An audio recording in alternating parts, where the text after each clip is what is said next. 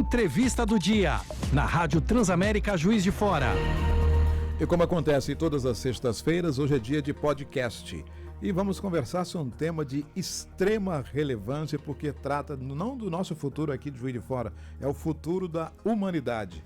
É a questão climática que está bastante preocupante pelo mundo afora. Recentemente, o painel intergovernamental sobre mudanças climáticas fez uma avaliação profunda sobre esse tema e um dos participantes em 2017 foi o professor do Laboratório de Ecologia Aplicada, LEA, da UFJF, professor Natan Barros.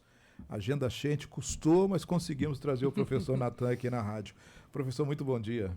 Bom dia, PC. Obrigado pelo convite. É uma grande honra estar aqui. Nós é que agradecemos, né, Cris? Nós é que agradecemos, professor. Obrigada aí pela sua disponibilidade em bater esse papo importante com a gente. Obrigado, Cris. Temos uma matéria que foi publicada também no jornal Tribuna de Minas com várias informações, inclusive Organização Mundial, a ONU, todo mundo se reunindo para debater esse tema. E eu queria começar pelo beabá.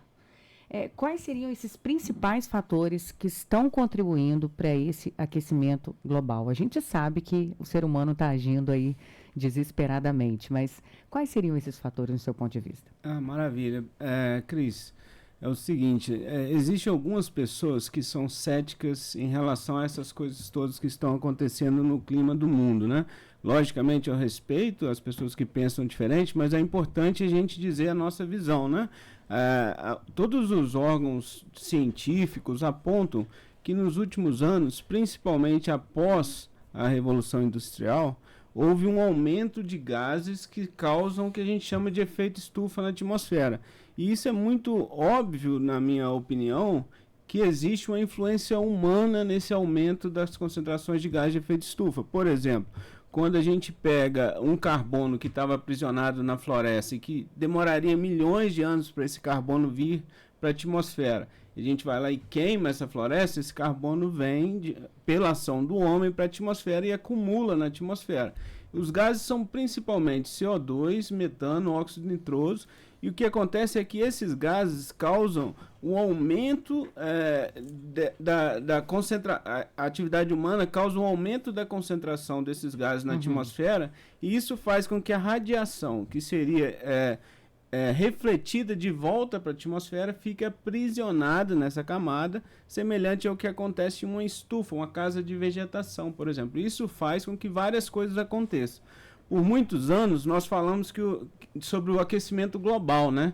Hoje a gente sabe que o aquecimento global é apenas um dos efeitos causados pelo aumento das concentrações desses gases. Hoje a gente fala que mais do que o aumento da temperatura, existem mudanças ambientais, por exemplo, mudanças no padrão de pluviosidade, mudança nas correntes de direções do vento e também mudanças na temperatura. Então, basicamente, existe uma influência humana na concentração desses gases que altera todo o clima do planeta. Professor, em 1992, o Brasil sediou a Eco 92, que reuniu mais de 100 chefes de estados no Rio de Janeiro. E a partir daí foram criados vários fóruns, Kyoto, Glasgow recentemente agora, e você participou de Kyoto, não é isso? Eu participei do painel intergovernamental de mudanças climáticas durante 5 anos, onde a minha atividade principal lá foi produzir os guias que os países utilizam para fazer os inventários das medições de gás de efeito estufa. Pois é, isso aqui é interessante. Eu estou lendo aqui um relatório feito pelo WRI, que é aquele instituto de pesquisa que trabalha em parceria para gerar transformação, e ele está falando sobre esse 6º relatório de avaliação do painel intergovernamental sobre mudanças climáticas. Primeiro vamos remeter a Kyoto. Você esteve lá em Kyoto participando desse painel. E muitas decisões foram tomadas, mas o que se queixa hoje, professor, é que desde 92 a gente só fala assim com muita intensidade sobre o clima, mas pouco foi feito. Qual que é a dinâmica desses eventos? Porque o que eu vi de um trabalho que foi feito a seu respeito, vocês participam desses fóruns, da questão de planejamento, montando relatório, mas o voto é dos políticos, dos dirigentes, e tem que ter unanimidade, é isso? Exatamente. Em todos os painéis da ONU, e o IPCC faz parte da ONU, existe a necessidade de ter unanimidade. Então, quando um país está em desacordo em relação a alguma coisa que vai ser votado, para-se a reunião aquele país e os outros que estão discutindo o tema vão para uma sala reservada, encontram uma saída para aquela questão que está sendo discutida, que não é ponto passível de ser aprovado naquele momento, acham uma solução, voltam para a reunião e aí sim a votação segue. Então existe a necessidade das votações serem por unanimidade na ONU. E o que acontece é que todos esses relatórios, inclusive o 6º Assessment Report, ele traz algumas análises das consequências do que a gente está observando, né? Então, por exemplo, existe um relatório do IPCC que era o efeito do aumento de 1,5 graus médio na temperatura da atmosfera. E esse relatório já mostrava tudo o que nós estamos observando aqui em relação ao aumento dos eventos extremos. Assim. O relatório aponta já que vai ter chuvas mais intensas num curto espaço de tempo, e aí causando as inundações que nós vimos esse ano em Porto Alegre, causando os deslizamentos de terra que a gente já viu em Petrópolis, Teresópolis, e também mostra o aumento do número de dias secos. Esse ano a gente bateu novamente o recorde como o ano com maior números de dias secos nos últimos...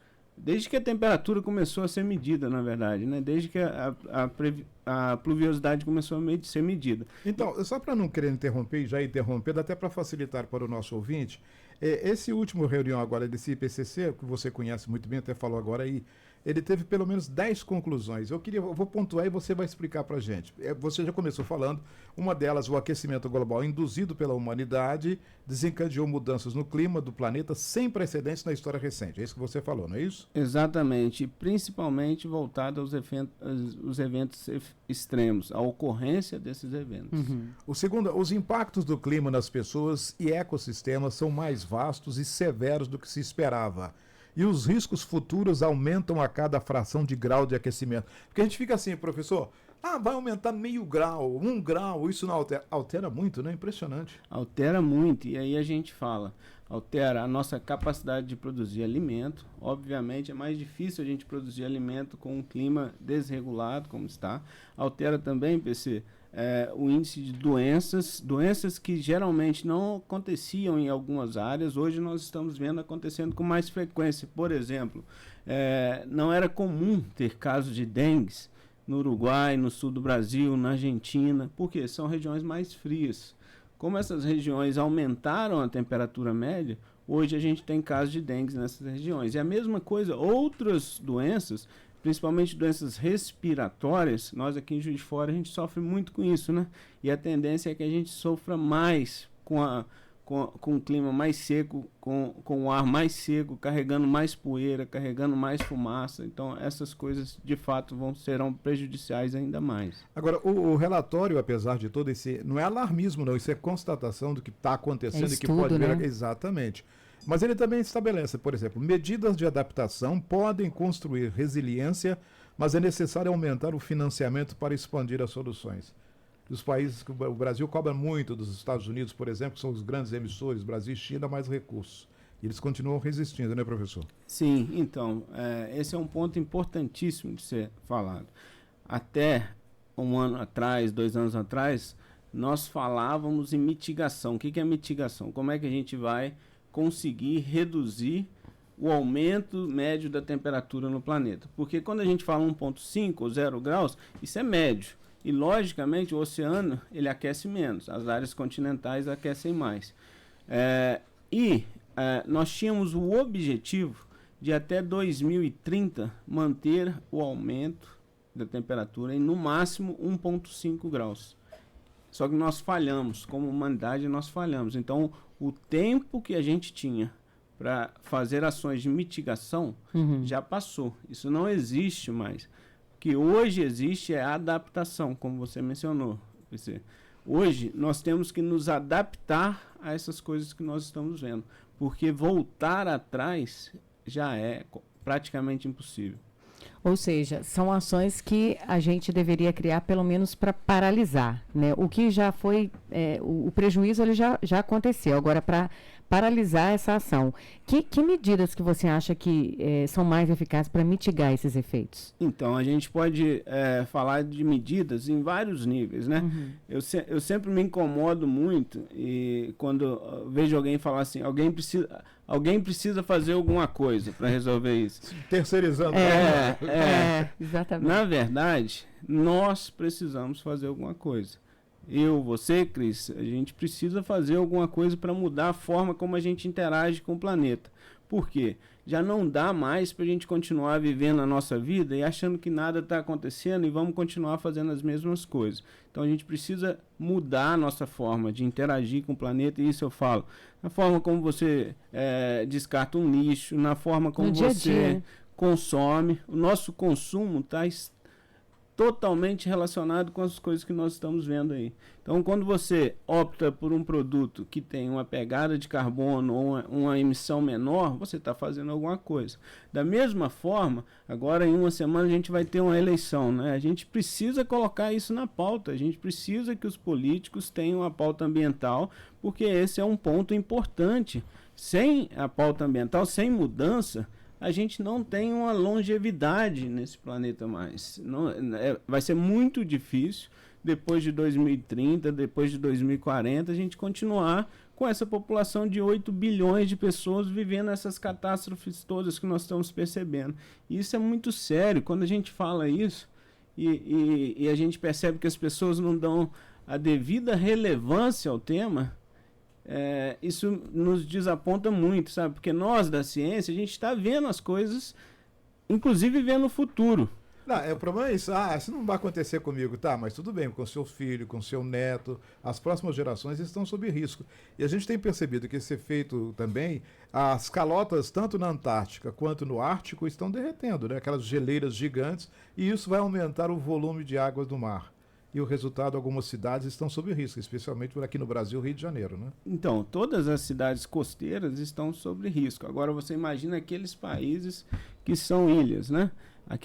Tem países que a previsão é que em 10, 15 anos esses países vão estar totalmente alagados. Então, de novo, eu acho que é importante voltar nesse ponto, porque já não é mais a próxima geração. É a nossa geração, é eu, você, é a Cris, é nós que estamos aqui hoje, a gente vai sofrer e já estamos sofrendo os efeitos dessa mudança planetária. O item 4 desse relatório está dizendo: alguns impactos climáticos já são tão graves que não é mais possível se adaptar a eles, gerando perdas e danos. E é só você perceber o que aconteceu em Porto Alegre, o que aconteceu em Teresópolis, o que aconteceu em Petrópolis. É só você perceber o que acontece na Amazônia. Essa é a maior seca da Amazônia, da história do Brasil e principalmente da Amazônia. Existem pessoas hoje que não conseguem se deslocar, estão ilhadas, porque o deslocamento na Amazônia é basicamente por água. E não existe rio para navegar.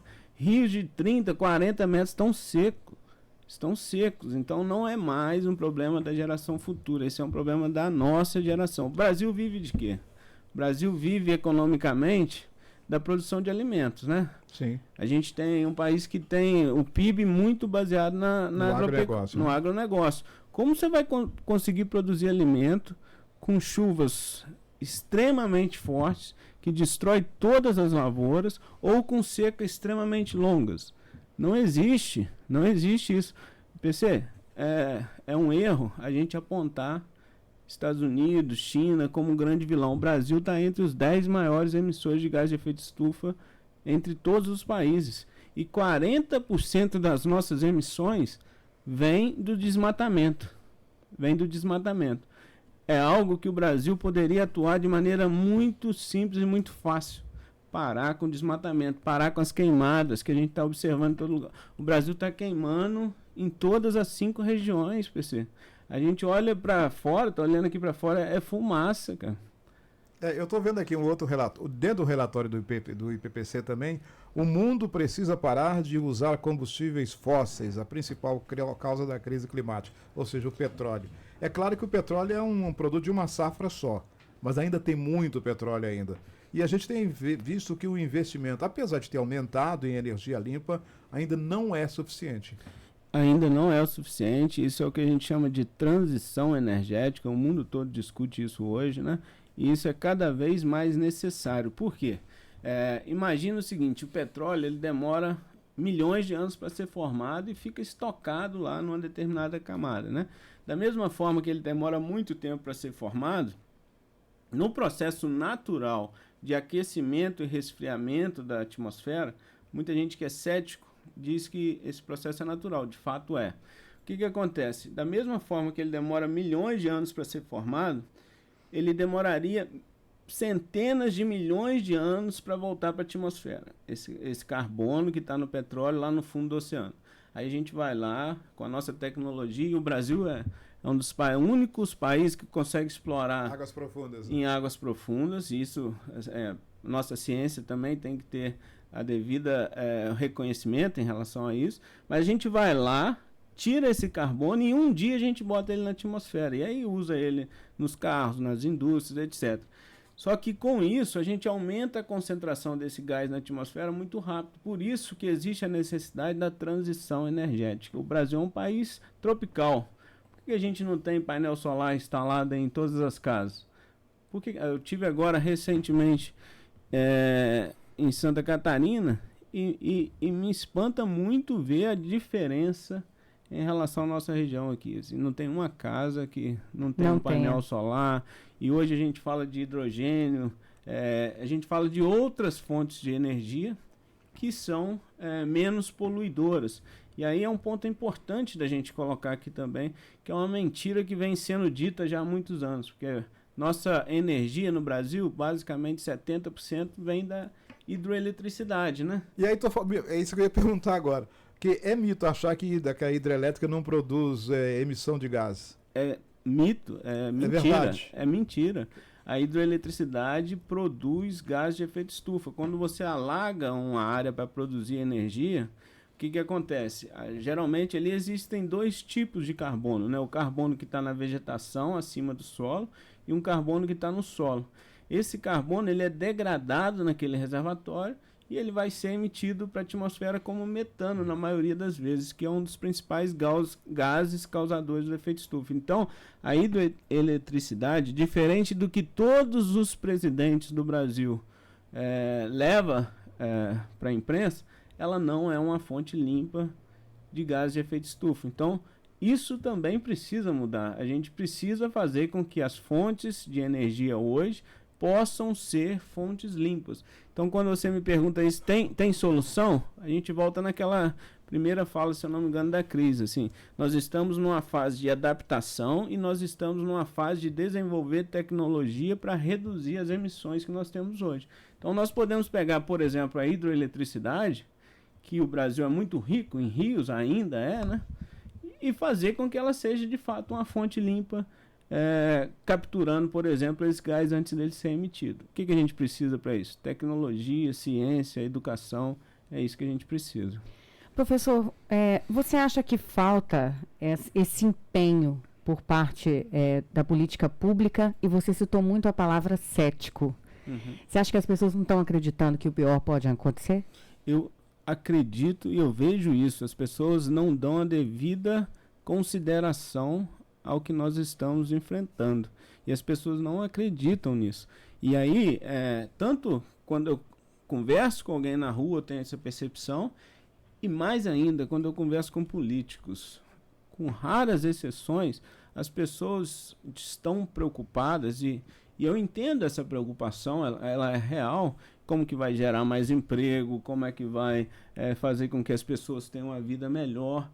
Mas acima disso tudo, hoje tem um mundo em transformações. Eu vou te dar um exemplo.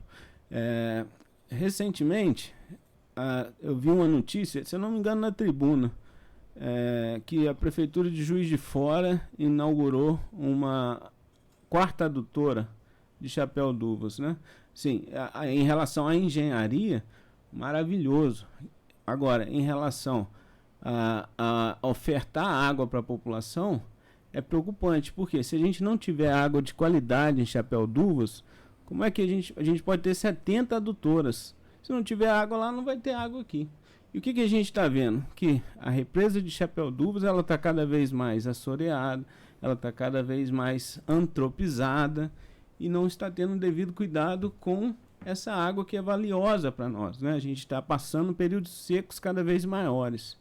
Então, os políticos, eu não vejo a devida preocupação, dando a devida credibilidade aos processos de mudanças que nós estamos enfrentando. Acho que a gente precisa ter isso na pauta. O professor Wilson Cássio, várias vezes que ele esteve aqui, ele estava chamando a atenção para isso na represa de Chapelduvas.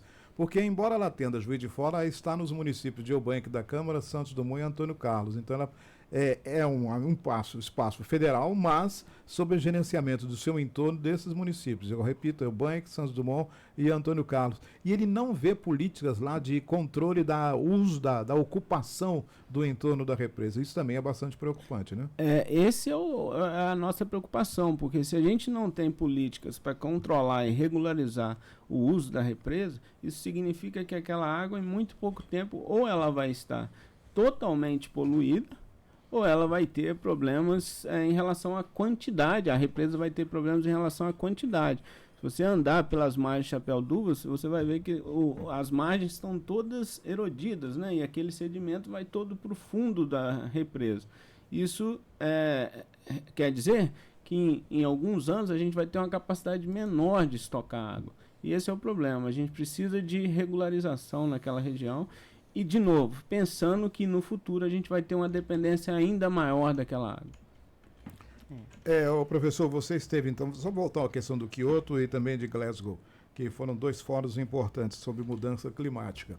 O presidente Lula, falando agora, segunda-feira, na abertura da sessão da ONU, ele chamou a atenção para as metas da Agenda 2030. E ele disse que está bastante preocupado, porque quase tudo que foi acordado, prometido, ainda nem saiu do papel. É isso mesmo? Exatamente. Por exemplo, a gente tinha compromissos, como eu mencionei, de reduzir as emissões. Poucos países fizeram o dever de casa. A gente tem praticamente um efeito mínimo em relação ao que era esperado. E todos os outros objetivos a gente não tem visto tanto empenho assim dos países em atingir esse objetivo. Inclusive do Brasil, que é um dos maiores emissores, né? Que está entre os 10 maiores emissões. E por habitante, se eu não estou enganado, nós somos o 4º maior emissor de gás de efeito estufa do mundo. Então, assim, o problema também é nosso. Se a gente for fazer se a gente fizer um comparativo entre o Brasil e outros países, do que o senhor tem conhecimento, os outros países estão à nossa frente em termos de ações para prevenir isso ou para conscientizar? Que pé que o Brasil está? Porque o Brasil é um dos maiores países, né? A extensão do Brasil, a população do Brasil é muito grande.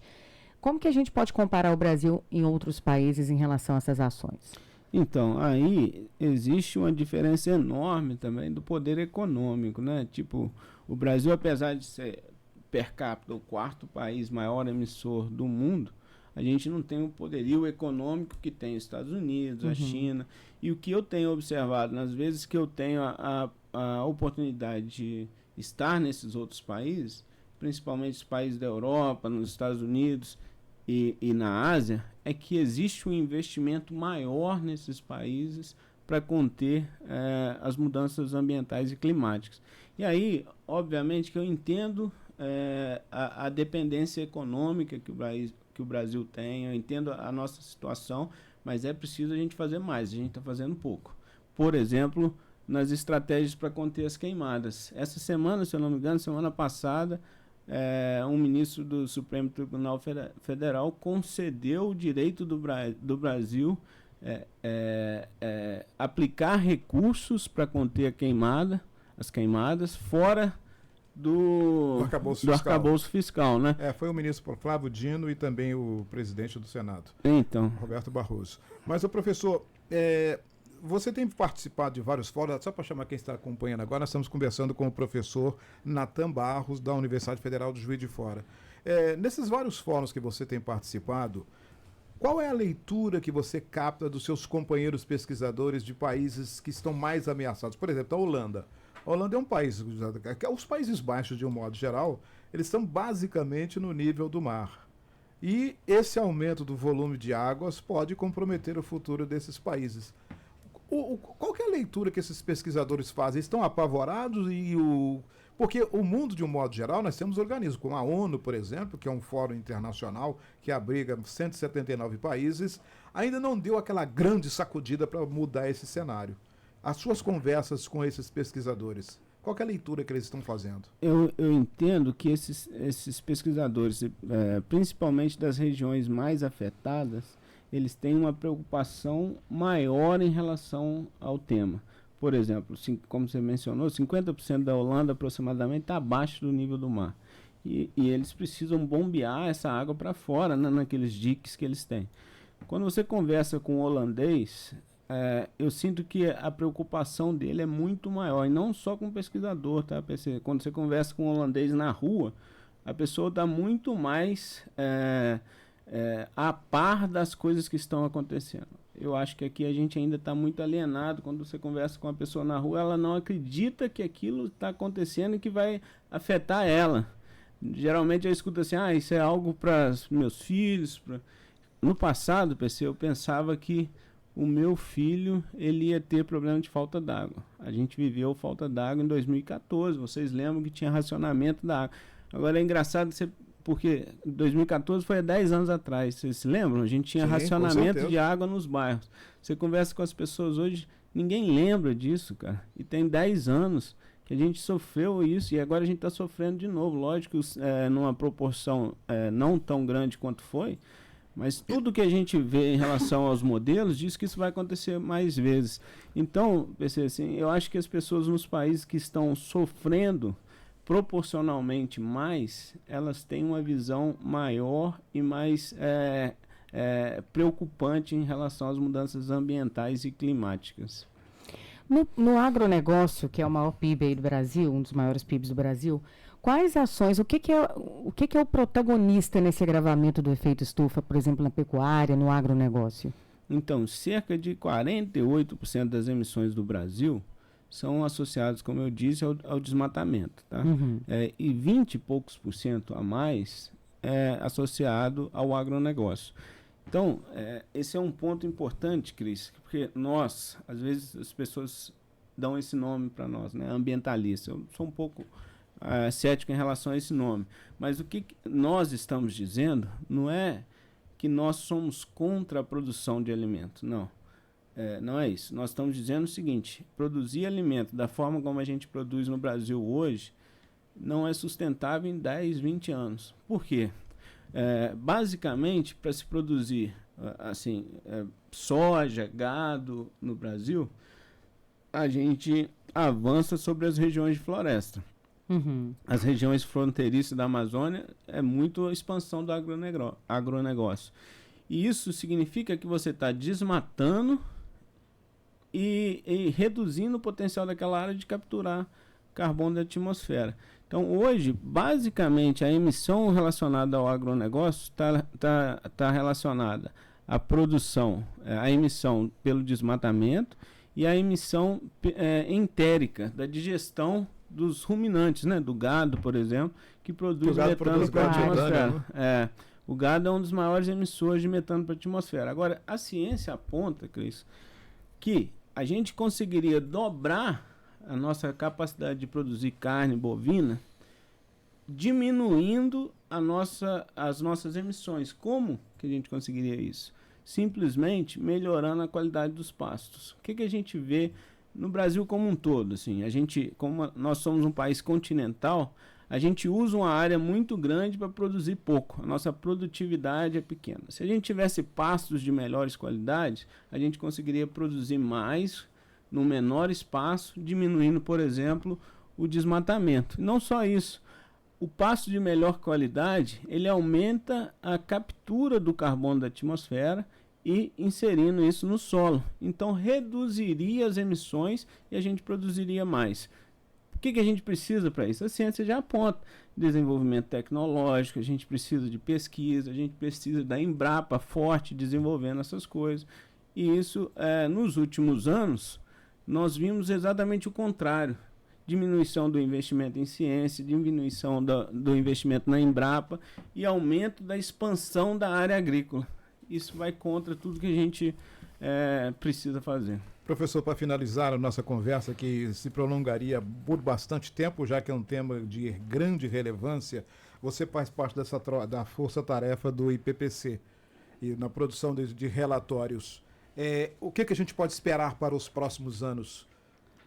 Se nada for feito, a gente tem alguns cenários, né? Num cenário onde nada é feito, a gente tem a possibilidade de aumento de 4,5 graus Celsius na atmosfera, e isso é horrível. Nós não estaremos nesse cenário, muito provavelmente. Se a gente cumprir o Acordo de Paris, a gente fala em torno de 2,3 graus Celsius médio na atmosfera, e se a gente cumprir de maneira muito severa 2 graus Celsius. Então, o que a gente pode esperar, PC? A gente pode esperar a nossa necessidade de se adaptar ao que está vindo, que é mudança de precipitação, aumento de temperatura, aumento de incidência de doenças, dificuldade em relação ao acesso à água. Todas essas coisas que nós já estamos observando no nosso dia a dia, né? Então, hoje, o que a gente precisa, o que a gente pode esperar, é a nossa necessidade de mudar a forma como a gente interage com o planeta. Senão chegaremos num ponto de não retorno, né? Exatamente. Professor Natan Barros, do Laboratório de Ecologia Aplicada da Universidade Federal de Juiz de Fora, muito obrigado pela sua participação. Encontrou um espaço na sua agenda atribulada aí, ainda mais agora com esses eventos que nós estamos acompanhando, em visitar o nosso estúdio aqui e falar um pouco sobre a questão ambiental e mostrar que não é só uma responsabilidade dos fóruns internacionais, Kyoto, Paris, Glasgow, na nossa casa também temos responsabilidade nisso, né? Muito obrigado, professor. Obrigado, PC, obrigado pela oportunidade de falar aqui. Entrevista do dia, na Rádio Transamérica Juiz de Fora.